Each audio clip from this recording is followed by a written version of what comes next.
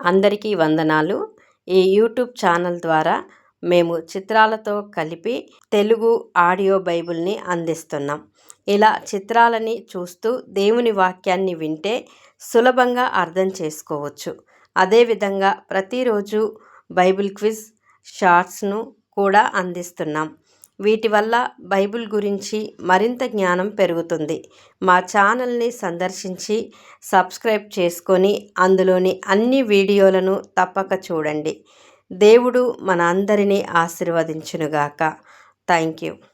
31వ అధ్యాయము చదువుకుందాము.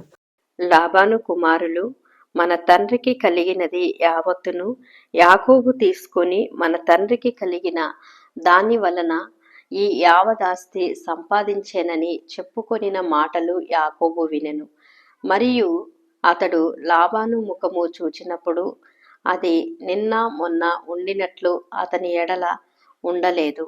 అప్పుడు యెహోవా, నీ పితరుల దేశమునకు నీ బంధువుల యొద్దకు తిరిగి వెళ్ళుము, నేను నీకు తోడై ఉండేదనని యాకోబుతో చెప్పగా, యాకోబు పొలములో తన మంద యొద్దకు రాహేలును లేయాను పిలువనంపి వారితో ఇట్లనెను, మీ తండ్రి కటాక్షము నిన్న మొన్న నా మీద ఉండినట్లు ఇప్పుడు నా మీద నుండలేదని నాకు కనబడుచున్నది.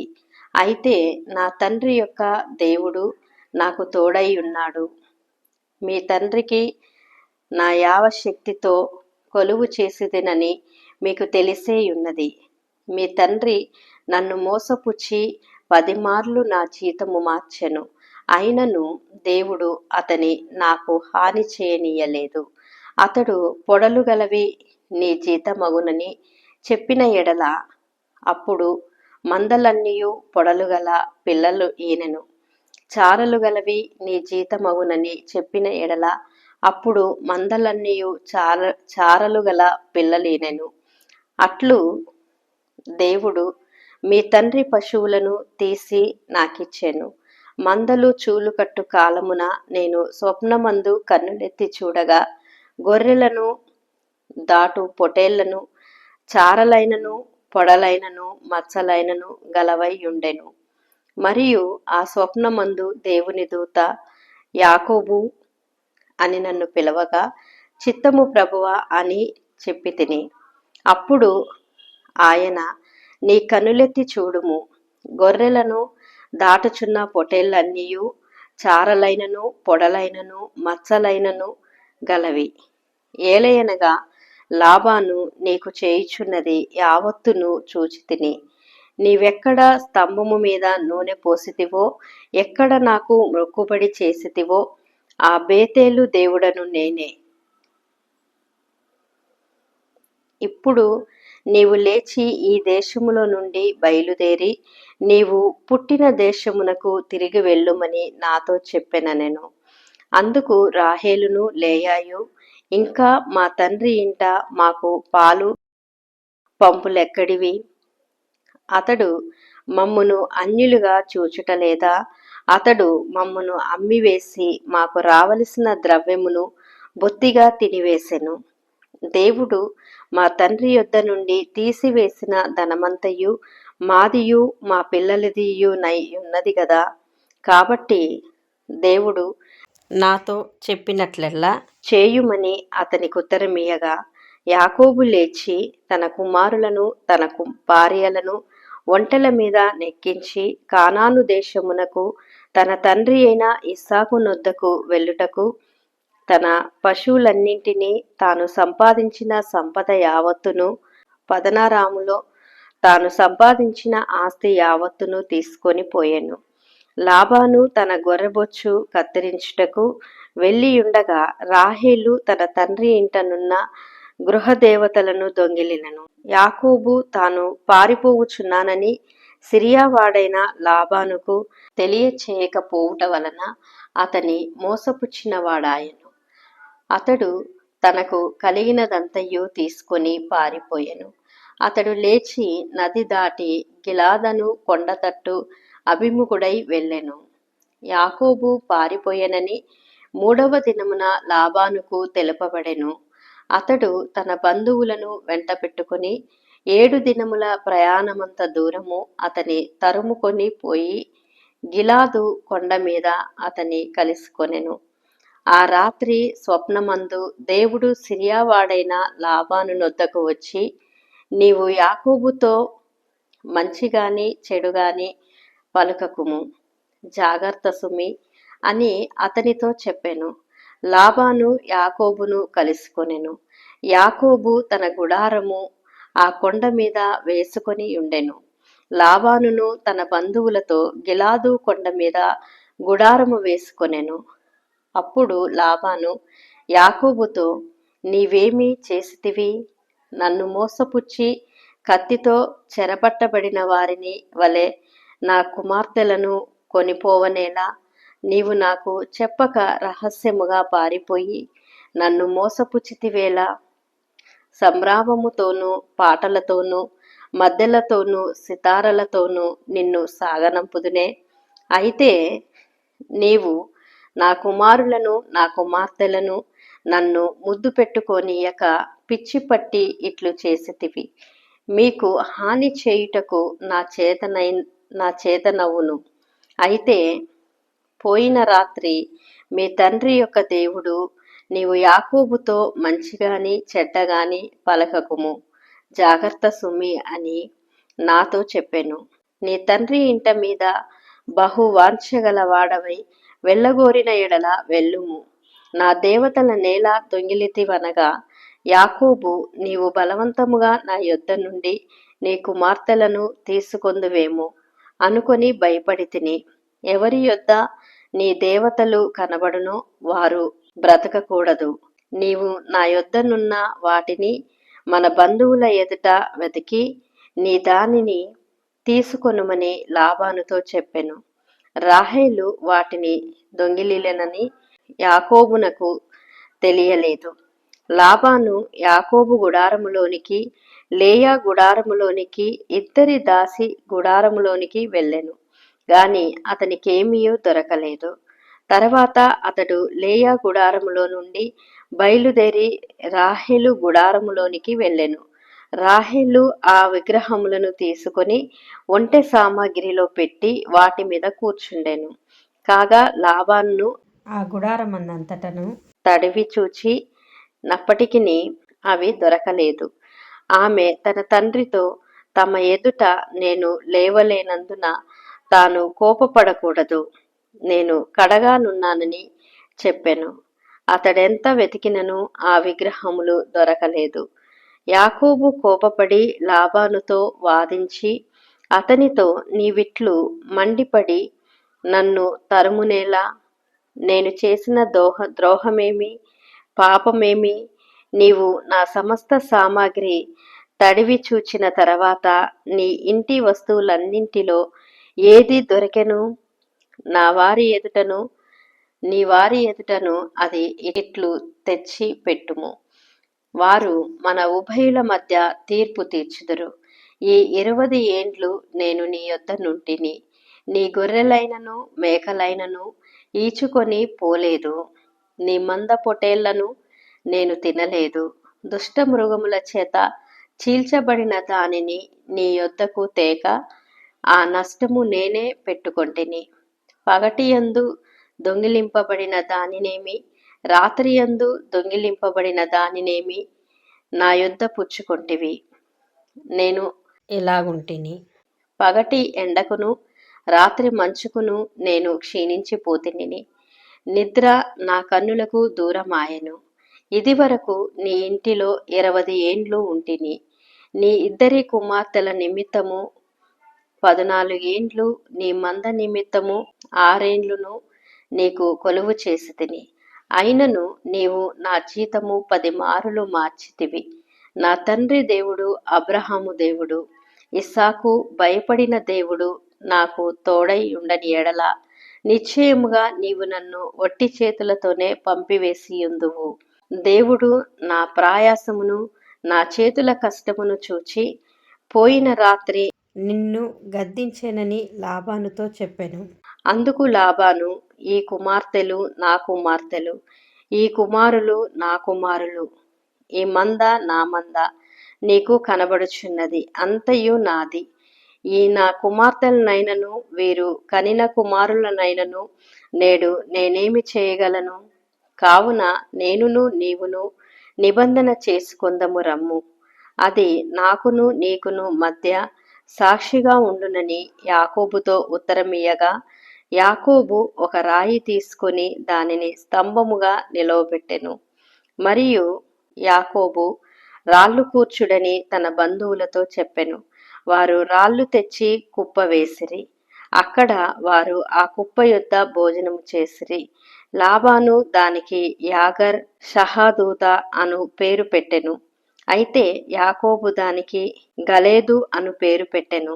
లాబాను, నేడు ఈ కుప్ప నాకును నీకును మధ్య సాక్షిగా ఉండునని చెప్పెను. కాబట్టి దానికి గలేదను పేరు పెట్టెను. మరియు మనము ఒకరికొకరము దూరముగా నుండగా యెహోవా నాకును నీకును మధ్య జరుగునది కనిపెట్టునని చెప్పెను. గనుక దానికి మిస్పా అను పేరు పెట్టబడెను. అంతటా లాబాను, నీవు నా కుమార్తెలను బాధపెట్టినను నా కుమార్తెలను గాక ఇతర స్త్రీలను పెళ్లి చేసుకొనినను చూడుము, మన యొద్ద ఎవరునూ లేరు గదా, నాకును నీకును దేవుడే సాక్షి అని చెప్పెను. మరియు లాబాను, నీకును నాకును మధ్య నేను నిలిపిన ఈ స్తంభమును చూడుము, ఈ కుప్ప చూడుము. హాని చేయవలెనని నేను ఈ కుప్ప దాటి నీ యొద్దకు రాకను, నీవు ఈ కుప్పను ఈ స్తంభమును దాటి నా యొద్దకు రాకను ఉండుటకు ఈ కుప్ప సాక్షి, ఈ స్తంభమును సాక్షి. అబ్రహాము దేవుడు, నాహోరు దేవుడు, వారి తండ్రి దేవుడు మన మధ్య న్యాయము తీర్చునని చెప్పెను. అప్పుడు యాకోబు తన తండ్రి అయిన ఇస్సాకు భయపడిన దేవుడు తోడని ప్రమాణము చేసెను. యాకోబు ఆ కొండ మీద బలి అర్పించి భోజనము చేయుటకు తన బంధువులను పిలవగా, వారు భోజనము చేసి కొండ మీద ఆ రాత్రి వెళ్ళబుచ్చిరి. తెల్లవారినప్పుడు లాబాను లేచి తన కుమారులను తన కుమార్తెలను ముద్దు పెట్టుకొని వారిని దీవించి బయలుదేరి తన ఊరికి వెళ్ళిపోయెను. 32వ అధ్యాయము చదువుకుందాం. యాకోబు తన త్రోవను వెళ్ళుచుండగా దేవదూతలు అతనిని ఎదుర్కొనిరి. యాకోబు వారిని చూచి, ఇది దేవుని సేన అని చెప్పి ఆ చోటికి మహానాయిము అను పేరు పెట్టెను.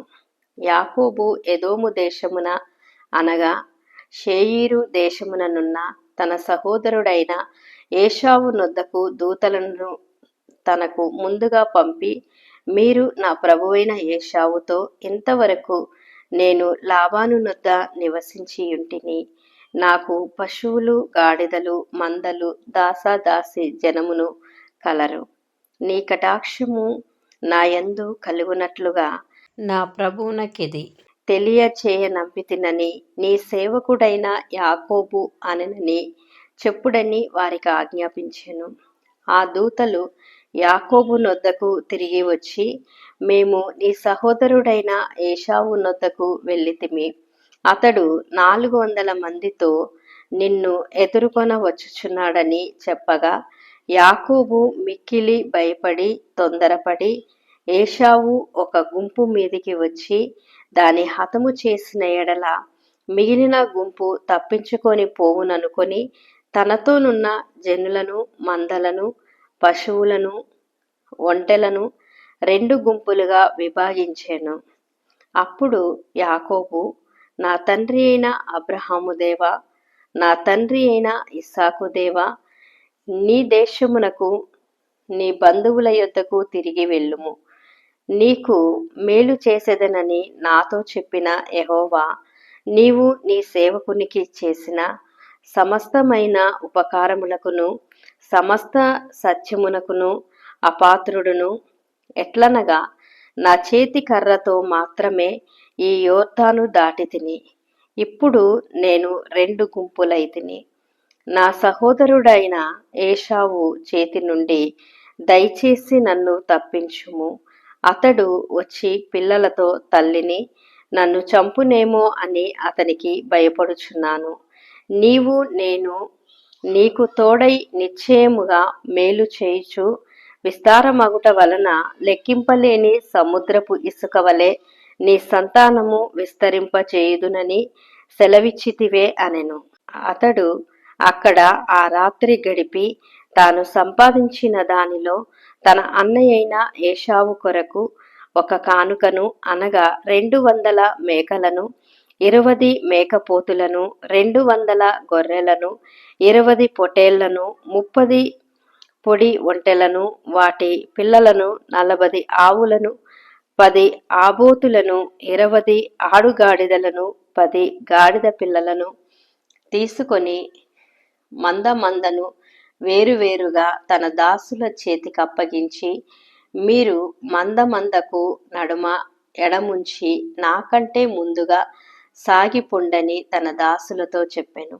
మరియు వారిలో మొదటి వానితో, నా సహోదరుడైన ఏశావు నిన్ను ఎదుర్కొని, నీవెవరి వాడవు, ఎక్కడికి వెళ్ళుచున్నావు, నీ ముందరనున్నవి ఎవరివని నిన్ను అడిగిన ఎడల, నీవు ఇవి నీ సేవకుడైన యాకోబువి, ఇది నా ప్రభువైన ఏశావు కొరకు పంపబడిన కానుక, అదిగో అతడు మా వెనుక వచ్చుచున్నాడని చెప్పుమని ఆజ్ఞాపించెను. అట్లతడు, నేను ముందుగా పంపుచున్న కానుక వలన అతని సమాధానపరిచిన తర్వాత నేను అతని ముఖము చూచెదను.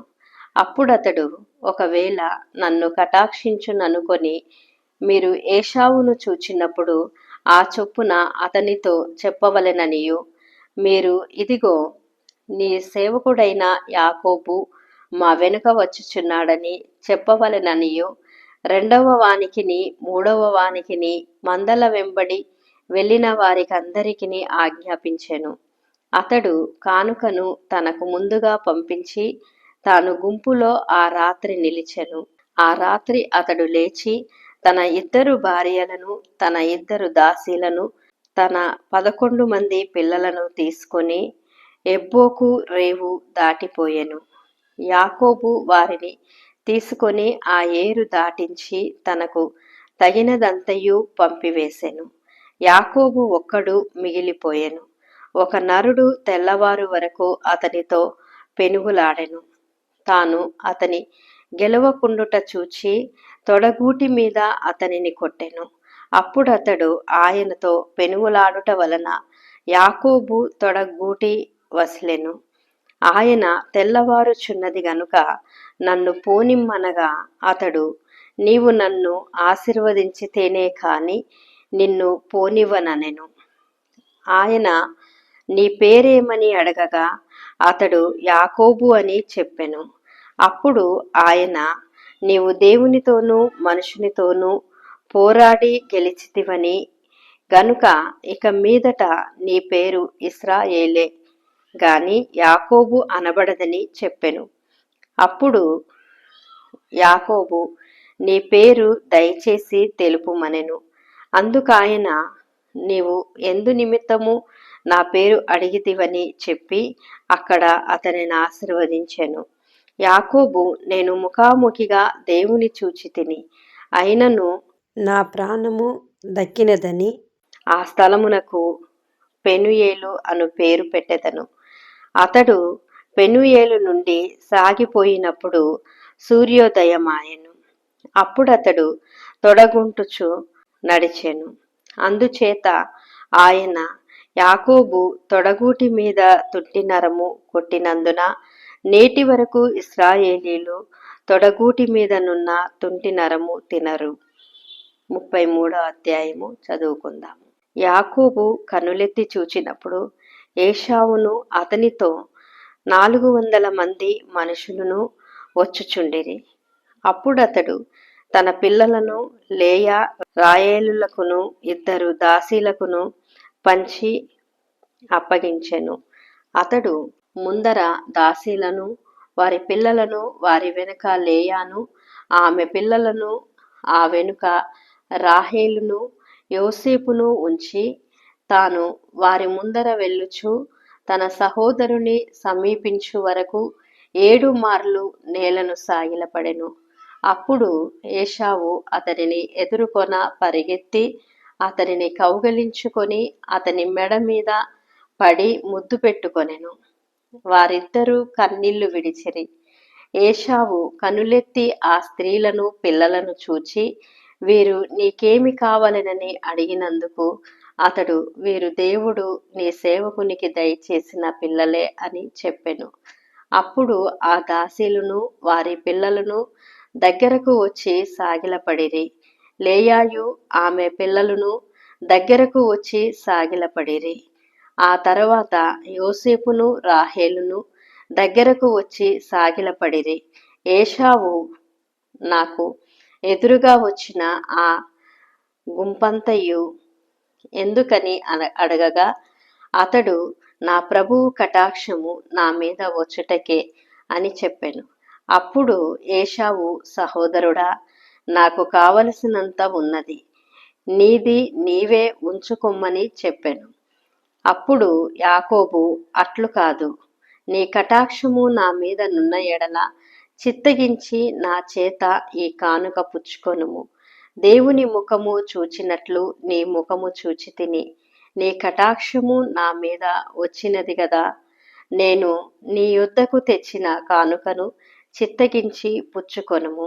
దేవుడు నన్ను కనికరించెను, మరియు నాకు కావలసినంత ఉన్నదని చెప్పి అతని బలవంతము చేసెను గనక అతడు దాన్ని పుచ్చుకొని, మనము వెళ్ళుదము, నేను నీకు ముందుగా సాగిపోవుదునని చెప్పగా అతడు, నా యొద్ద నున్న పిల్లలు పసిపిల్లలనియు గొర్రెలు మేకలు పశువులు పాలిచ్చునవి అనియు నా ప్రభువుకు తెలియను. ఒక్క దినమే వాటిని వడిగా తోలిన ఎడల ఈ మంద అంతయు చచ్చును. నా ప్రభువు దయచేసి తన దాసునికి ముందుగా వెళ్ళవలెను. నేను నా ప్రభువునొద్దకు షేయీరునకును వచ్చు వరకు నా ముందర నున్న మందలు నడవగలిగిన కొలదిని, ఈ పిల్లలు నడవగలిగిన కొలదిని వాటిని మెల్లగా నడుచుకొని వచ్చేదనని అతనితో చెప్పెను. అప్పుడు ఏశావు, నీకిష్టమైన ఎడల నా యొద్దనున్న ఈ జనులలో కొందరిని నీ యొద్ద విడిచిపెట్టుదునని చెప్పగా అతడు, అది ఎలా, నా ప్రభువు కటాక్షము నా మీద నుండనిమ్మనెను. ఆ దినమున ఏశావు తన త్రోవను షేయీరునకు తిరిగిపోయెను. అప్పుడు యాకోబు సుక్కోతుకు ప్రయాణమైపోయి తనకొక ఇల్లు కట్టుకొని తన పశువులకు పాకలు వేయించాను. అందుచేత ఆ చోటికి సుక్కోతు అను పేరు పెట్టబడెను. అట్లు యాకోబు పదరాములో నుండి వచ్చిన తర్వాత కానాను దేశములో నున్న షేకెమను ఊరికి సురక్షితముగా వచ్చి ఆ ఊరి ముందర తన గుడారములు వేసెను. మరియు అతడు తన గుడారములు వేసిన పొలము యొక్క భాగమును షేకెము తండ్రి అయిన హామోరు కుమారుల యొద్ద 100 వరహములకు కొని అక్కడ ఒక బలిపీఠము కట్టించి దానికి ఎల్ ఎలోహేయి ఇస్రాయేలు అను పేరు పెట్టెను. 34వ అధ్యాయము చదువుకుందాం. లేయా యాకోబునకు కనిన కుమార్తె అయిన దీనా ఆ దేశపు కుమార్తెలను చూడవెళ్ళెను. ఆ దేశము నేలిన హిల్వీడైన హామోరు కుమారుడగు షేకెము ఆమెను చూచి ఆమెను పట్టుకొని ఆమెతో శయనించి ఆమెను అవమానపరిచెను. అతని మనసు యాకోబు కుమార్తె అయిన దీనా మీదనే ఉండెను. అతడు ఆ చిన్నదాన్ని ప్రేమించి ఆమెతో ప్రీతిగా మాటలాడి, ఈ చిన్నదాన్ని నాకు పెళ్లి చేయుమని తన తండ్రి అయిన హామోరును అడిగెను. తన కుమార్తెను అతడు చెరిపెనని యాకోబు విని తన కుమారులు పశువులతో పొలములో నుండినందున వారు వచ్చు వరకు ఊరకుండెను. షేకెము తండ్రియగు హామోరు యాకోబుతో మాటలాడుటకు అతని యొద్దకు వచ్చెను. యాకోబు కుమారులు ఆ సంగతి విని పొలములో నుండి వచ్చిరి. అతడు యాకోబు కుమార్తెతో శయనించి ఇశ్రాయేలు జనములో అవమానకరమైన కార్యము చేసెను. అది చేయరాని పని గనుక ఆ మనుషులు సంతాపము పొందిరి. వారికి మిగుల కోపమొచ్చెను. అప్పుడు హమోరు వారితో, షెకెము అను నా కుమారుని మనసు మీ కుమార్తె మీదనే ఉన్నది. దయచేసి ఆమెను అతనికిచ్చి పెళ్లి చేయుడి. మీ పిల్లలను మాకిచ్చి మా పిల్లలను మీరు పుచ్చుకొని మాతో వెయ్యమంది మా మధ్య నివసించుడి. ఈ దేశము మీ ఎదుటనున్నది. ఇందులో మీరు నివసించి వ్యాపారము చేసి ఆస్తి సంపాదించుకొనుడని చెప్పెను. మరియు షేకెము, మీ కటాక్షము నా మీద రానీయుడి. మీరేమి అడుగుదురో అది ఇచ్చెదను. ఓలియు కట్నమును ఎంతైనను అడుగుడి, మీరు అడిగినంత ఇచ్చెదను. మీరు ఆ చిన్నదాని నాకు ఇయ్యుడని ఆమె తండ్రితోనూ ఆమె సహోదరులతోనూ చెప్పెను. అయితే తన సహోదరి అయిన దీనాను అతడు చెరిపినందున యాకోబు కుమారులు షేకెముతోనూ అతని తండ్రి అయిన హామోరుతోనూ కపటముగా ఉత్తరమిచ్చి అనినదేమనగా, మేము ఈ కార్యము చేయలేము. సున్నతి చేయించుకొనని వానికి మా సహోదరుణ్ణి ఇయ్యలేము. అది మాకు అవమానమగును. మీలో ప్రతి పురుషుడు సున్నతి పొంది మా వలె నుండిన ఎడల సరి. ఆ పక్షమందు మీ మాట కొప్పుకొని మా పిల్లలను మీకిచ్చి మీ పిల్లలను మేము పుచ్చుకొని మీ మధ్య నివసించెదము. అప్పుడు మనము ఏకజనమగును. మీరు మా మాట విని సున్నతి పొందని ఎడల మా పిల్లను తీసుకొని పోవుదుమని చెప్పగా, వారి మాటలు హామోరుకును ఆమోరు కుమారుడైన షేకెముకును ఇష్టముగా నుండెను. ఆ చిన్నవాడు యాకోబు కుమార్తె యందు ప్రీతిగలవాడు కనుక అతడు ఆ కార్యము చేయుటకు తడువు చేయలేదు. అతడు తన తండ్రి ఇంటి వారందరిలో గనుడు. హామోరును అతని కుమారుడైన షేకెమును తన ఊరి గవిని యొద్దకు వచ్చి తమ ఊరి జనులతో మాటలాడుచు, ఈ మనుషులు మనతో సమాధానముగా నున్నారు గనుక వారిని ఈ దేశమందు ఉండనిచ్చి ఇందులో వ్యాపారము చేయనీయుడి. ఈ భూమి వారికిని చాలినంత విశాలమై ఉన్నది గదా. మనము వారి పిల్లలను పెళ్లి చేసుకొని మన పిల్లలను వారికి ఇత్తము. అయితే 1, ఆ మనుష్యులు సున్నతి పొందునట్లు మనలో ప్రతి పురుషుడు సున్నతి పొందిన ఎడలనే మన మాటకు వారు ఒప్పుకొని మనలో నివసించి ఏకజనముగా నుందురు. వారి మందలు, వారి ఆస్తి, వారి పశువులన్నీయు మనవగునుగాక. ఎట్లయినను మనము వారి మాటకు ఒప్పుకొందము. అప్పుడు వారు మనలో నివసించెదరనగా, హామోరును అతని కుమారుడగు షేకెమును చెప్పిన మాట అతని ఊరి గవిని ద్వారా వెళ్ళు వారందరూ వినిరి. అప్పుడతని ఊరి గవిని ద్వారా వెళ్ళు వారిలో ప్రతి పురుషుడు సున్నతి పొందెను. 3వ దినమున వారు బాధపడుచుండగా యాకోబు కుమారులలో నిద్దరు, అనగా దీనా సహోదరులైన షిమ్యోనును లేవియు తమ కత్తులు చేతపట్టుకొని ఎవరికి తెలియకుండా ఆ ఊరి మీద పడి ప్రతి పురుషుని చంపిరి. వారు హామోరును అతని కుమారుడైన షేకెమును కత్తివాత చంపి షేకెము ఇంటి నుండి దీనాను తీసుకొని వెళ్ళిపోయిరి. తమ సహోదరుని చెరిపినందున యాకోబు కుమారులు చంపబడిన వారు ఉన్న చోటికి వచ్చి ఆ ఊరు దోచుకొని వారి గొర్రెలను, పశువులను, గాడిదలను, ఊరులోనిదేమి పొలములోనిదేమి వారి ధనము యావత్తును తీసుకొని వారి పిల్లలనందరినీ వారి స్త్రీలను చెరపట్టి ఇండ్లలో నున్నదంతయు దోచుకొనిరి. అప్పుడు యాకోబు షిమ్యోనును లేవీని చూచి, మీరు నన్ను బాధపెట్టి ఈ దేశ నివాసులైన కానానీయులలోను పెర్జీయులలోను అసహ్యునిగా చేసితిరి. నా జనసంఖ్య కొంచెమే. వారు నా మీదికి గుంపుగా వచ్చి నన్ను చంపెదరు, నేనును నా ఇంటివారును నాశనమగుదుమని చెప్పెను. అందుకు వారు వేశ్య ఎడల జరిగించినట్లు మా సహోదరి ఎడల ప్రవర్తించవచ్చునా అనిరి. 35వ అధ్యాయము చదువుకుందాము. దేవుడు యాకోబుతో, నీవు లేచి బేతేలునకు వెళ్ళి అక్కడ నివసించి నీ సహోదరుడైన ఏశావు ఎదుట నుండి నీవు పారిపోయినప్పుడు నీకు కనబడిన దేవునికి అక్కడ బలిపీఠమును కట్టుమని చెప్పగా, యాకోబు తన ఇంటి వారితోనూ తన యొద్దనున్న వారందరితోనూ మీ యొద్దనున్న అన్య దేవతలను పారవేసి మిమ్మును మీరు శుచిపరచుకొని మీ వస్త్రములను మార్చుకొనిడి. మనము లేచి బేతేలునకు వెళ్ళుదము. నా శ్రమ దినమున నాకు ఉత్తరమిచ్చి నేను వెళ్ళిన మార్గమున నాకు తోడైయుండిన దేవునికి బలిపీఠమును అక్కడ కట్టెదనని చెప్పెను. వారు తమ యొద్దనున్న అన్య దేవతలన్నింటినీ తమ చెవులనున్న పోగులను యాకోబునకు అప్పగింపగా, యాకోబు షెకెము దగ్గరనున్న మస్తకి వృక్షము క్రింద వాటిని దాచిపెట్టెను.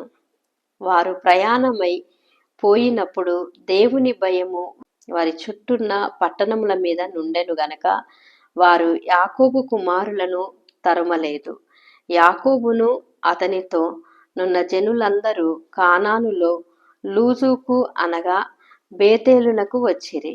అతడు తన సహోదరుని ఎదుట నుండి పారిపోయినప్పుడు దేవుడక్కడ అతనికి ప్రత్యక్షమాయెను గనుక అక్కడ బలిపీఠమును కట్టి ఆ చోటికి ఎల్ బేతేలను పేరు పెట్టిరి.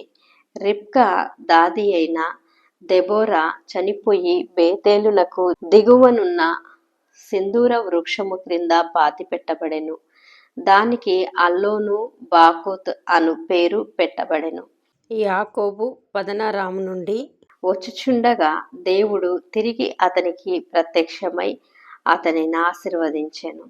అప్పుడు దేవుడు అతనితో, నీ పేరు యాకోబు, ఇక మీదట నీ పేరు యాకోబు అనబడదు, నీ పేరు ఇశ్రాయేలు అని చెప్పి అతనికి ఇశ్రాయేలు అను పేరు పెట్టెను. మరియు దేవుడు, నేను సర్వశక్తిగల దేవుడను, నీవు ఫలించి అభివృద్ధి పొందుము, జనమును జనముల సమూహమును నీ వలన కలుగును, రాజులను నీ గర్భవాసమున పుట్టెదరు. నేను అబ్రహామునకును ఇస్సాకునకును ఇచ్చిన దేశము నీకిచ్చెదను, నీ తర్వాత నీ సంతానమునకును ఈ దేశమును ఇచ్చెదనని అతనితో చెప్పెను. దేవుడు అతనితో మాటలాడిన స్థలము నుండి పరమునకు వెళ్ళెను. ఆయన తనతో మాటలాడిన చోట యాకోబు ఒక స్తంభము అనగా రాతి స్తంభము కట్టించి దాని మీద పానార్పణము చేసి నూనెయు దాని మీద పోసెను. తనతో దేవుడు మాటలాడిన చోటికి యాకోబు బేతేలను పేరు పెట్టెను. వారు బేతేలు నుండి ప్రయాణమైపోయిరి. ఎఫ్రాతాకు వెళ్ళు మార్గములో మరికొంత దూరము ఉన్నప్పుడు రాహేలు ప్రసవించుచు ప్రసవ వేదనతో ప్రయాసపడెను.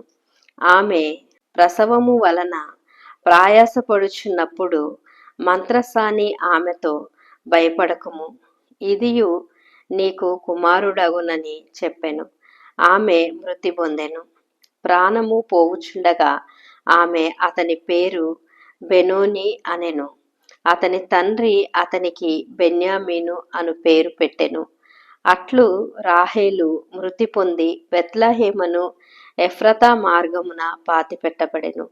యాకోబు ఆమె సమాధి మీద ఒక స్తంభము కట్టించెను. అది నేటి వరకు రాహేలు సమాధి స్తంభము. ఇశ్రాయేలు ప్రయాణమైపోయి మిగ్దాల్ ఎదెరు కవతల తన గుడారము వేసెను. ఇశ్రాయేలు ఆ దేశములో నివసించుచున్నప్పుడు రూబేను వెళ్ళి తండ్రి ఉపపత్ని అయిన బిల్హాతో శయనించెను. ఆ సంగతి ఇశ్రాయేలీనకు వినపడెను. యాకోబు కుమారులు 12. యాకోబు జ్యేష్ఠ కుమారుడగు రూబేను, షిమ్యోను, లేవి, యూదా, ఇస్సాకారు, జెబూలూను వీరు లేయా కుమారులు. రాహేలు కుమారులు యోసేపు బెన్యామీను. రాహేలు దాసి అయిన బిల్హా కుమారులు దాను నఫ్తాలి లేయా. దాసి అయిన జిల్ఫా కుమారులు గాదు ఆషేరు. వీరు పదరాములో యాకోబునకు పుట్టిన కుమారులు.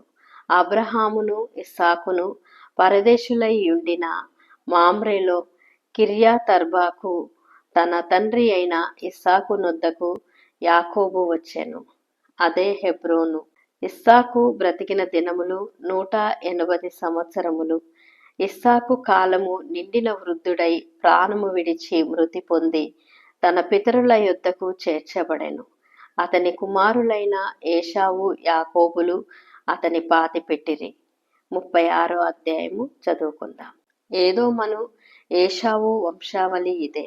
ఏశావు కానాను కుమార్తెలలో హిత్తీయులైన ఎలోను కుమార్తెయగు ఆదాను, ఇల్వీయుడైన సిబ్యోను కుమార్తె అయిన ఆనా కుమార్తెయగు అహోలీబాబాను, ఇష్మాయేలు కుమార్తెయు నెబాయోతు సహోదరియునైన బాషేమతును పెళ్లి ఆడెను.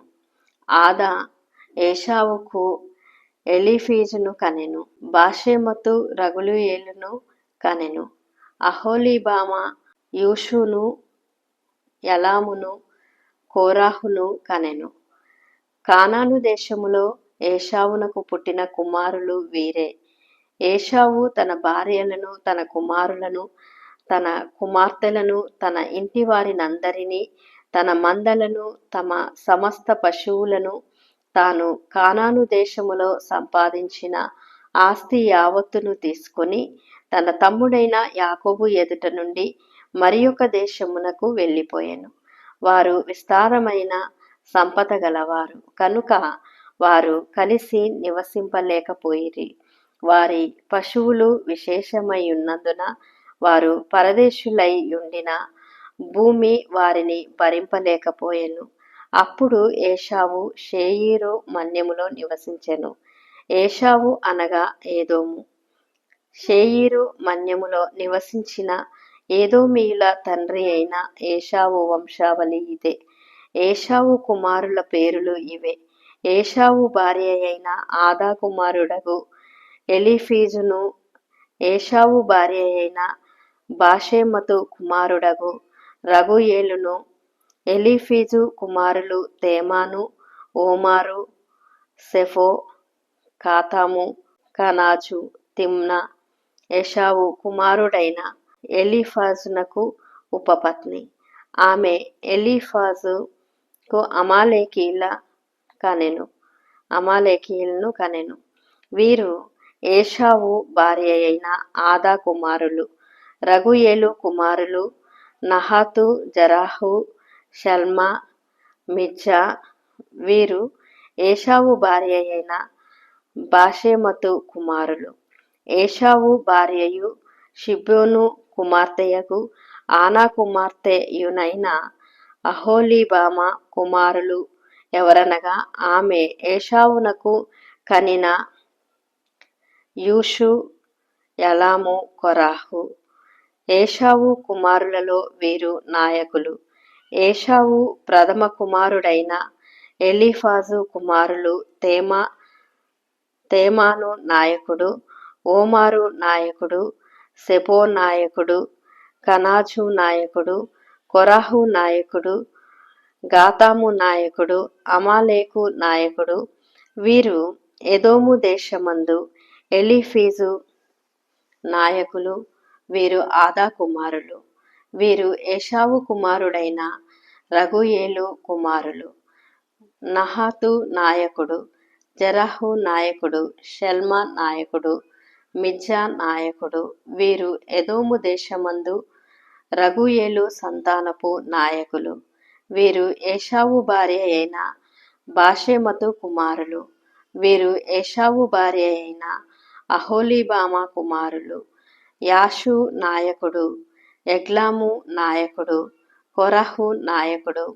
వీరు ఆనా కుమార్తెయు ఏశావు భార్యయునైన అహోలీబామ పుత్ర సంతానపు నాయకులు. ఎదోమను ఎషావు కుమారులు వీరే. వారి వారి సంతానపు నాయకులు వీరు.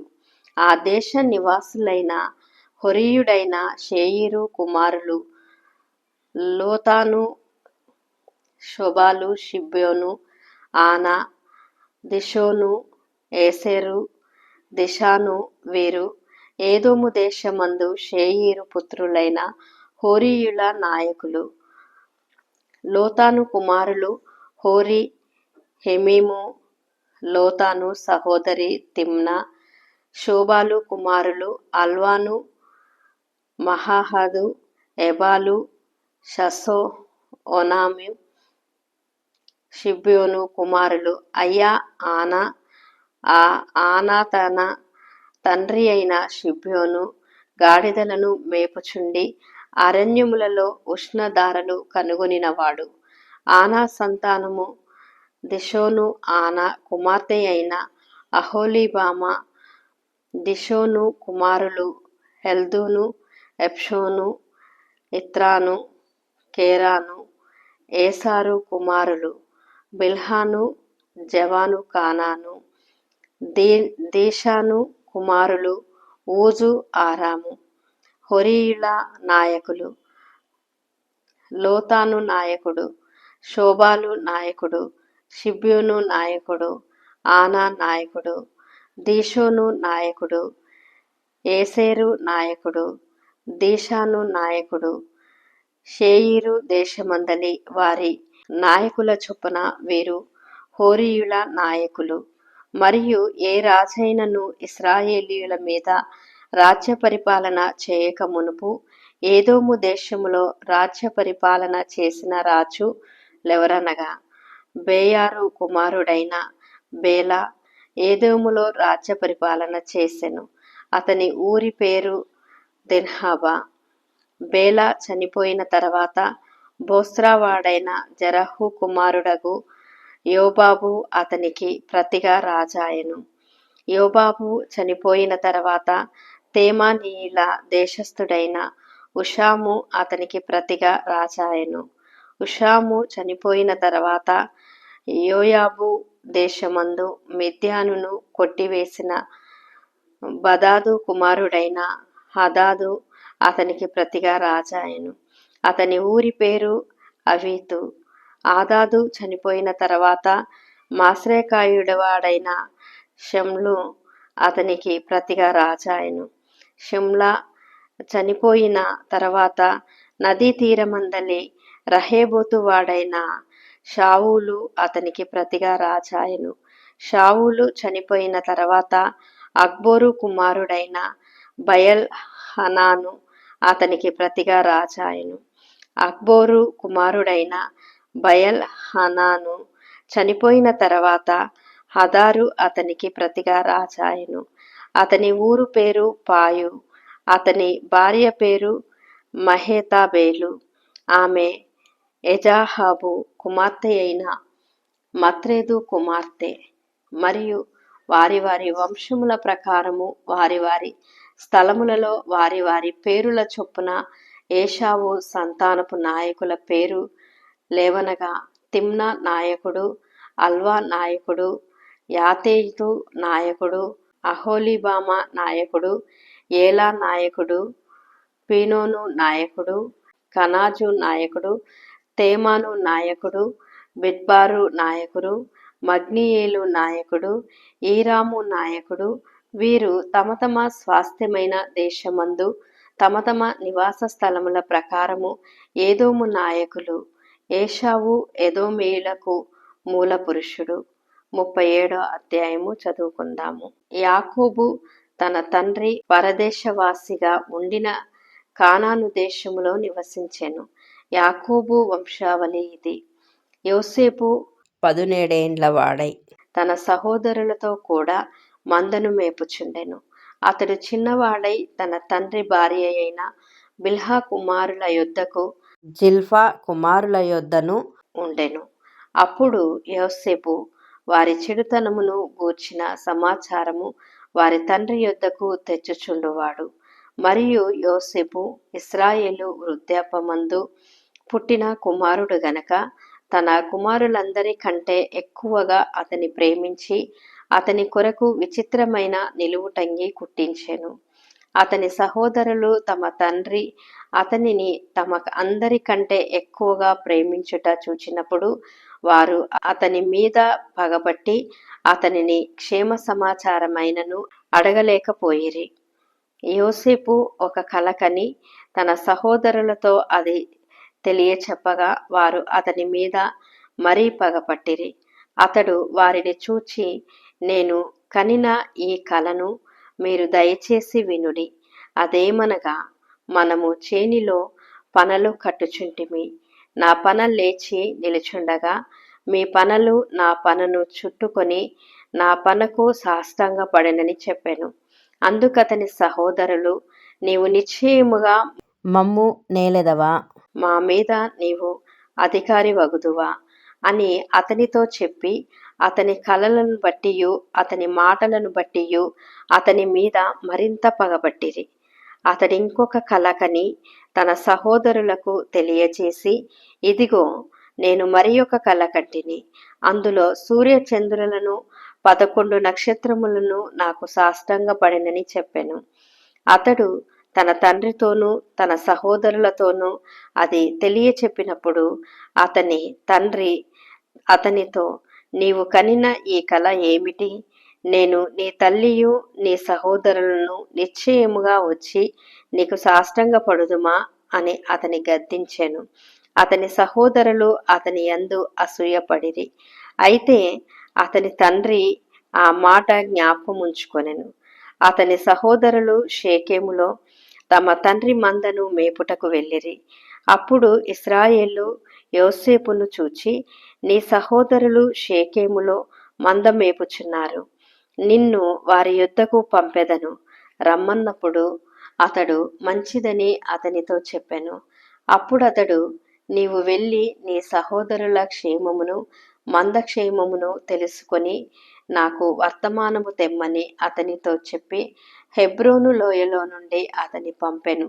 అతడు షేకెమునకు వచ్చెను.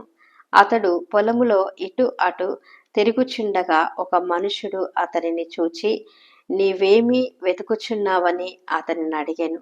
అందుకతడు, నేను నా సహోదరులను వెతుకుచున్నాను. వారు ఎక్కడ మందను మేపుచున్నారో అది దయచేసి నాకు తెలుపుమని అడిగెను.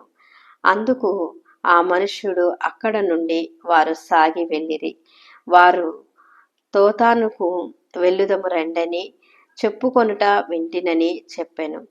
అప్పుడు యోసేపు తన సహోదరుల కోపము వెళ్ళి దోతానులో వారిని కనుగొనెను. అతడు దగ్గరకు రాక మునుపు వారు దూరము నుండి అతని చూచి అతని చంపుటకు దురాలోచన చేసిరి.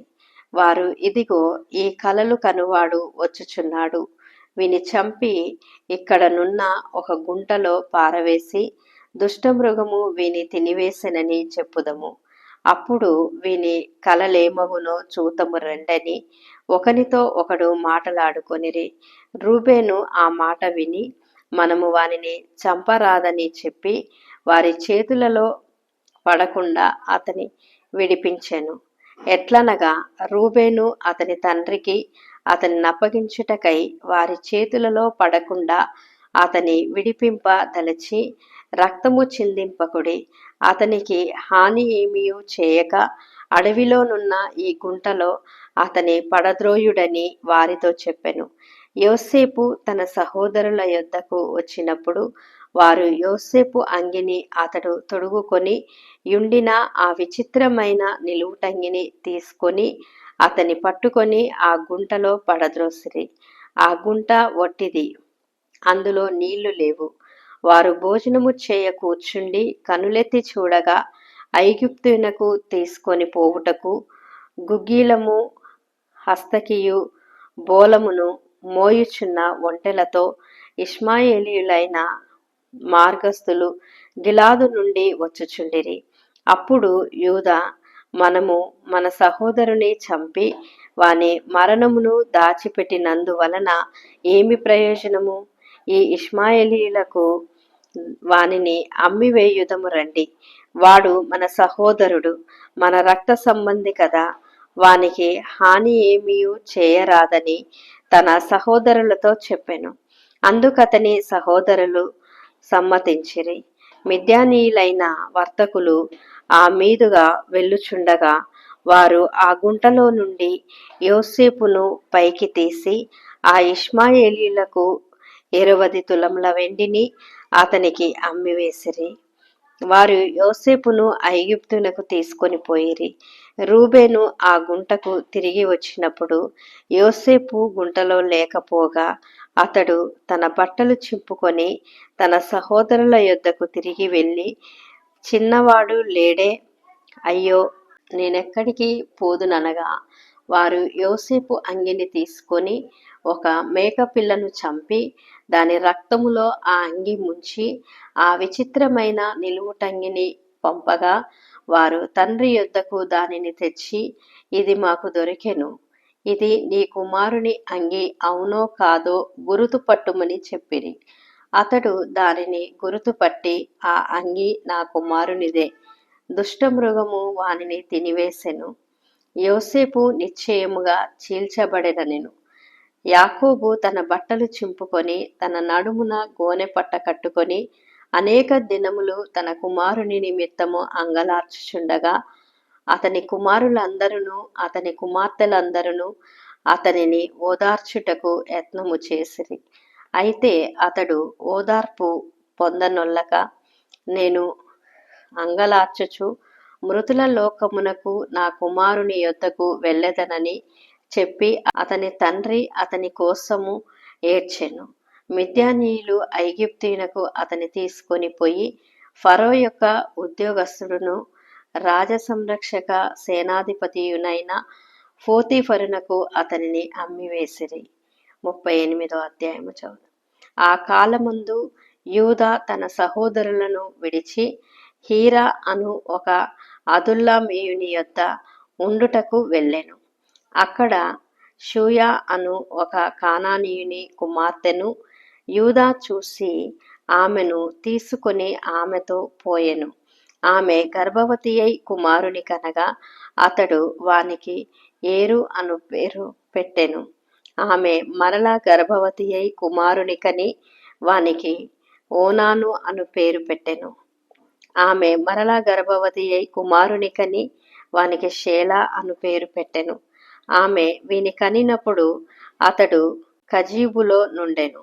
యూదా తన జ్యేష్ఠ కుమారుడైన ఏరునకు తామారు అను దానిని పెళ్లి చేసెను. యూదా జ్యేష్ఠ కుమారుడైన ఏరు యెహోవా దృష్టికి చెడ్డవాడు గనుక యెహోవా అతని చంపెను. అప్పుడు యూదా ఓనానుతో, నీ అన్న భార్య యొద్దకు వెళ్ళి మరిది ధర్మము జరిగించి నీ అన్నకు సంతానము కలగచేయుమని చెప్పెను. ఓనాను ఆ సంతానము తనది కానేరదని ఎరిగి ఆమెతో పోయినప్పుడు తన అన్నకు సంతానము కలగచేయకుండానట్లు తన రేతస్సును నేలను విడిచెను. అతడు చేసినది యెహోవా దృష్టికి చెడ్డది గనక ఆయన అతని కూడా చంపెను. అప్పుడు యూదా అతడు కూడా అతని అన్నల వలె చనిపోయేనేమో అనుకొని, నా కుమారుడైన షేలా పెద్దవాడగు వరకు నీ తండ్రి ఇంట విధవరాలుగా నుండుమని తన కోడలైన తామారుతో చెప్పెను. కాబట్టి తామారు వెళ్ళి తన తండ్రి ఇంట నివసించెను. చానా దినములైన తర్వాత గాయ కుమార్తె అయిన యూదా భార్య చనిపోయెను. తర్వాత యూదా దుఃఖ నివారణ పొంది అదుల్లామీయుడైన హీరా అను తన స్నేహితునితో తిమ్నాతునకు తన గొర్రెల బొచ్చు కత్తిరించు వాని యొద్దకు వెళ్ళెను. దాని మామ తన గొర్రెల బొచ్చు కత్తిరించుటకు తిమ్నాతునకు వెళ్ళుచున్నాడని తామారునకు తెలుపబడెను. అప్పుడు షేలా పెద్దవాడైనప్పటికీ తాను అతనికియ్యబడకుండుట చూచి తన వైధవ్య వస్త్రములను తీసుకొని ముసుగు వేసుకొని శరీరమంతయు కప్పుకొని తిమ్నాతునకు పోయి మార్గములో నుండు ఏనాయిము ద్వారమున కూర్చుండగా యూదా ఆమెను చూచి ఆమె తన ముఖము కప్పుకొనినందున వేశ్య అనుకొని ఆ మార్గమున ఆమె దగ్గరకు పోయి, ఆమె తన కోడలని తెలియక నీతో పోయేదనని రమ్మని చెప్పెను. అందుకామె, నీవు నాతో వచ్చిన ఎడల నాకేమి ఇచ్చేదవని అడిగెను. అందుకతడు, నేను మందలలో నుండి మేకపిల్లలను పంపెదనని చెప్పినప్పుడు ఆమె, అది పంపు వరకు ఏమైనా కుదువ పెట్టిన ఎడల సరే అని చెప్పెను. అతడు, నేను నీ యొద్ద ఏమి కుదువ పెట్టవలెనని అడిగినప్పుడు ఆమె, నీ ముద్రయు దాని దారమును నీ చేతి కర్రయునని చెప్పెను. అతడు వాటిని ఆమెకిచ్చి ఆమెతో పోయెను. ఆమె అతని వలన గర్భవతి ఆయెను. అప్పుడు ఆమె లేచిపోయి తన ముసుగు తీసి తన వైధవ్య వస్త్రములను వేసుకొనెను. తరువాత యూదా ఆ స్త్రీ యొద్ద నుండి ఆ కుదువను పుచ్చుకొనుటకు తన స్నేహితుడగు అదుల్లమీయుని చేత మేకపిల్లలను పంపినప్పుడు ఆమె అతనికి కనబడలేదు. కాబట్టి అతడు మార్గమందు ఎనాయిము నొద్దకు నుండిన ఆ వేశ్య ఎక్కడనున్నదని ఆ చోటి మనుషులను అడగగా వారు, ఇక్కడ వేశ్య ఎవతేయు లేదని చెప్పిరి. కాబట్టి అతడు యూదా యొద్దకు తిరిగి వెళ్ళి, ఆమె నాకు కనబడలేదు, మరియు ఆ చోటి మనుషులు ఇక్కడికి వేశ్య ఎవతేయు రాలేదని చెప్పిరని అనినప్పుడు, యూదా మనలను అపహాస్యము చేసెదరేమో, ఆమె వాటిని ఉంచుకొననిమ్ము. ఇదిగో, నేను ఈ మేక పిల్లలను పంపితిని, ఆమె నీకు కనబడలేదు అనెను. రమారమి 3 నెలలైన తర్వాత నీ కోడలగు తామారు జారత్వము చేసెను. అంతేకాక ఆమె జారత్వము వలన గర్భవతి అయినదని యూదాకు తెలుపబడెను. అప్పుడు యూదా, ఆమెను బయటికి తీసుకొని రండి, ఆమెను కాల్చివేయవలెనని చెప్పెను. ఆమెను బయటికి తీసుకొని వచ్చినప్పుడు ఆమె తన మామ యొద్దకు ఆ వస్తువులను పంపి, ఇవి ఎవరివో ఆ మనుషుని వలన నేను గర్భవతినైతిని. ఈ ముద్ర, ఈ దారము, ఈ కర్ర ఎవరివో దయచేసి గుర్తుపట్టుమని చెప్పించాను.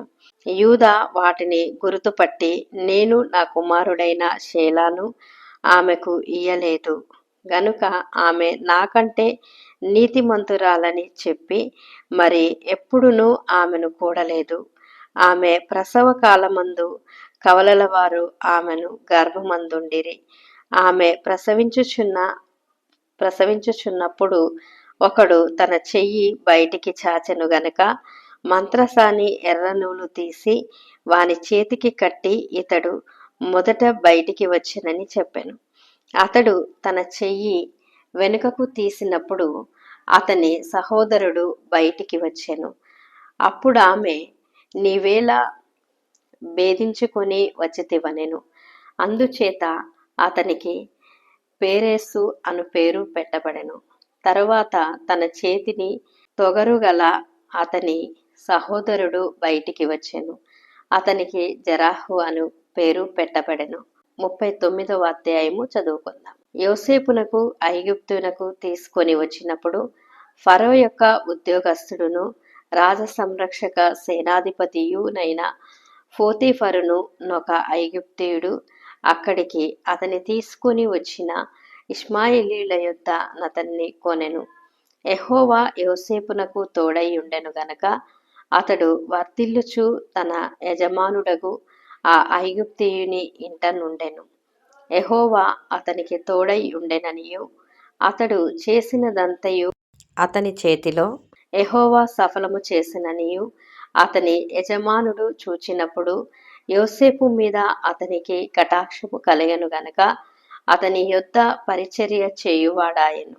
మరియు అతడు తన ఇంటి మీద విచారణకర్తగా అతని నియమించి తనకు కలిగినదంతయు అతని చేతికప్పగించెను. అతడు తన ఇంటి మీదను తనకు కలిగినదంతటి మీదను అతని విచారణకర్తగా నియమించిన కాలము మొదలుకొని యెహోవా యోసేపు నిమిత్తము ఐగుప్తీయుని ఇంటిని ఆశీర్వదించెను. యెహోవా ఆశీర్వాదము ఇంటిలో నేమి పొలములోనేమి అతనికి కలిగిన సమస్తము మీదను ఉండెను. అతడు తనకు కలిగినదంతయు యోసేపు చేతికి అప్పగించి తాను ఆహారము తినుట తప్ప తనకేమి ఉన్నదో ఏమీ లేదో విచారించినవాడు కాదు. యోసేపు రూపవంతుడును సుందరుడునై ఉన్నాడు. అటు తర్వాత అతని యజమానుని భార్య యోసేపు మీద కన్ను వేసి తనతో శయనించుమని చెప్పెను. అయితే అతడు ఒప్పక, నా యజమానుడు తనకు కలిగినదంతయు నా చేతికి అప్పగించెను గదా, నా వశమున తన ఇంటిలో ఏమి ఉన్నదో అతడెరగడు. ఈ ఇంటిలో నాకంటే పైవాడు ఎవడునూ లేడు. నీవు అతని భార్యవైనందున నిన్ను తప్ప మరి దేనిని నాకప్పగింపకయుండలేదు. కాబట్టి నేనెట్లు ఇంత ఘోరమైన దుష్కార్యము చేసి దేవునికి విరోధముగా పాపము కట్టుకొందునని తన యజమానుని భార్యతో అనెను. దినదినము ఆమె యోసేపుతో మాట్లాడుచుండెను గాని అతడు ఆమెతో శయనించుటకైనను ఆమెతో నుండుటకైనను ఆమె మాట విన్నవాడు కాదు. అట్లుండగా ఒకనాడు అతడు తన పని మీద ఇంటి లోపలికి వెళ్ళినప్పుడు ఇంటి మనుషులలో ఎవరునూ అక్కడ లేరు. అప్పుడామె అతని వస్త్రము పట్టుకొని తనతో శయనింపుమని చెప్పగా అతడు తన వస్త్రమును ఆమె చేతిలో విడిచిపెట్టి తప్పించుకొని బయటికి పారిపోయాను. అతడు తన వస్త్రమును ఆమె చేతిలో విడిచి తప్పించుకొని పోవుట ఆమె చూచినప్పుడు తన ఇంటి మనుషులను పిలిచి, చూడుడి, అతడు మనలను ఎగతాళి చేయుటకు ఒక హెబ్రీయుని మన యొద్దకు తెచ్చియున్నాడు. నాతో శయనింపవలెనని వీడు నా యొద్దకు రాగా నేను పెద్ద కేక వేసి తిని, నేను బిగ్గరగా కేక వేయుట వాడు విని నా దగ్గర తన వస్త్రమును విడిచిపెట్టి తప్పించుకొని బయటకి పారిపోయేననియు వారితో చెప్పి అతని యజమానుడు ఇంటికి వచ్చు వరకు అతని వస్త్రము తన దగ్గర ఉంచుకొనెను. అప్పుడు ఆమె తన భర్తతో ఈ మాటల చొప్పున చెప్పెను. నీవు మన యొద్దకు తెచ్చిన ఆ హెబ్రీ దాసుడు నన్ను ఎగతాళి చేయుటకు నా యొద్దకు వచ్చెను. నేను బిగ్గరగా కేక వేసినప్పుడు వాడు తన వస్త్రము నా దగ్గర విడిచిపెట్టి తప్పించుకొని బయటికి పారిపోయేననెను. కాబట్టి అతని యజమానుడు, ఇట్లు నీ దాసుడు నన్ను చేసెనని తన భార్య తనతో చెప్పిన మాటలు వినినప్పుడు కోపముతో మండిపడి అతనిని పట్టుకొని రాజు ఖైదీలు బంధింపబడు చెరసాలలో వేయించాను. అతడక్కడ చెరసాలలో ఉండెను. అయితే యెహోవా యోసేపునకు తోడయుండి అతని యందు కనికరపడి అతని మీద ఆ చెరసాల యొక్క అధిపతికి కటాక్షము కలుగునట్లు చేసెను. చెరసాల అధిపతి ఆ చెరసాలలోనున్న ఖైదీలందరినీ యోసేపు చేతికి అప్పగించెను. వారక్కడ ఏమి చేసిరో అదంతయు అతడే చేయించువాడు. యెహోవా అతనికి తోడయ్యుండెను గనక ఆ చెరసాల అధిపతి అతని చేతికి అప్పగింపబడిన దేని గూర్చియు విచారణ చేయకయుండెను. అతడు చేయునది యావత్తు యెహోవా సఫలమగునట్లు చేసెను. 40వ అధ్యాయము చదువుకుందాం. అటుపిమ్మట ఐగుప్తు రాజు యొక్క పానదాయకుడును భిక్షకారుడును తమ ప్రభువైన ఐగుప్తు రాజు ఎడల తప్పు చేసిరి గనుక ఫరో పానదాయకుల అధిపతియు భక్ష్యకారుల అధిపతియునైన తన ఇద్దరు ఉద్యోగస్తుల మీద కోపపడి వారిని చెరసాలలో నుంచుటకై రాజసంరక్షక సేనాధిపతికి అప్పగించెను. అది యోసేపు బంధింపబడిన స్థలము. ఆ సేనాధిపతి వారిని యోసేపు వశము చేయగా అతడు వారికి ఉపచారము చేసెను.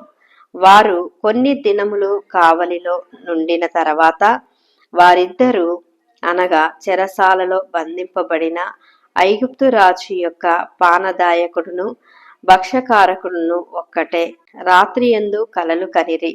ఒక్కొక్కడు వేరువేరు భావములు గల కల కనెను. తెల్లవారినప్పుడు యోసేపు వారి యొద్దకు వచ్చి వారిని చూడగా వారు చింతాక్రాంతులై యుండిరి.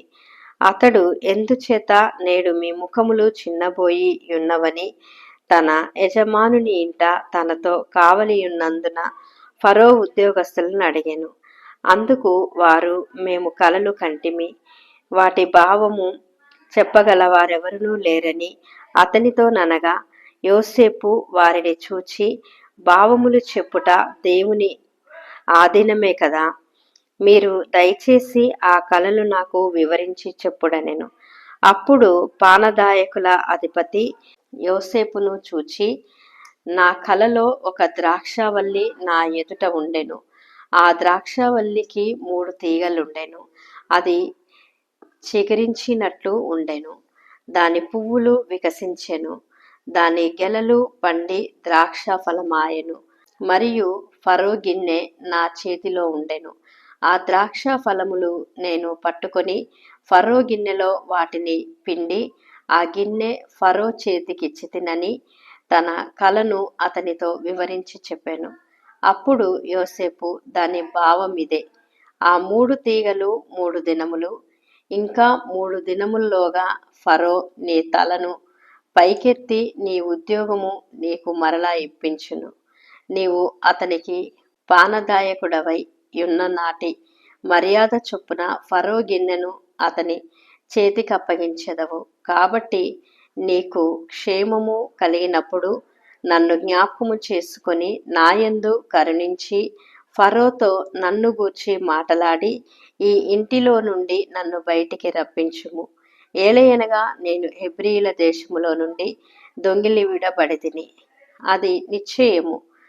మరియు ఈ చెరసాలలో నన్ను వేయుటకు ఇక్కడ సహా నేనేమియూ చేయలేదని అతనితో చెప్పెను. అతడు తెలిసిన భావము మంచిదని భక్ష్యకారుల అధిపతి చూచి అతనితో ఇట్లనెను, నేనును ఒక కల కంటిని. ఇదిగో, తెల్లని పిండి వంటలు గల 3 గంపలు నా తల మీద ఉండెను. మీది గంపలో ఫరో నిమిత్తము సమస్త విధములైన పిండి వంటలు ఉండెను. పక్షులు నా తల మీద నున్న ఆ గంపలో నుండి వాటిని తీసుకొని తినుచుండెను. అందుకు యోసేపు, దాని భావమిదే, ఆ 3 గంపలు 3 దినములు, ఇంకా 3 దినములలోగా ఫరో నీ మీద నుండి నీ తలను పైకెత్తి మ్రాను మీద నిన్ను వ్రేలాడదీయించును. అప్పుడు పక్షులు నీ మీద నుండి నీ మాంసమును తినివేయునని ఉత్తరమిచ్చెను. 3వ దినమందు జరిగినదేమనగా, ఆ దినము ఫరో జన్మదినము గనుక అతడు తన సేవకులందరికీ విందు చేయించి వారి నడుమ పానదాయకుల అధిపతి తలను భక్ష్యకారుల అధిపతి తలను పైకెత్తి పానదాయకుల అధిపతిని ఉద్యోగము మరల అతనికిచ్చెను. గనుక అతడు ఫరో చేతికి గిన్నెనిచ్చెను. మరియు యోసేపు వారికి తెలిపిన భావము చొప్పున భక్ష్యకారుల అధిపతిని వ్రేలాడదీయించెను. అయితే పానదాయకుల అధిపతి యోసేపును జ్ఞాపకం చేసుకొనక అతని మరిచిపోయెను.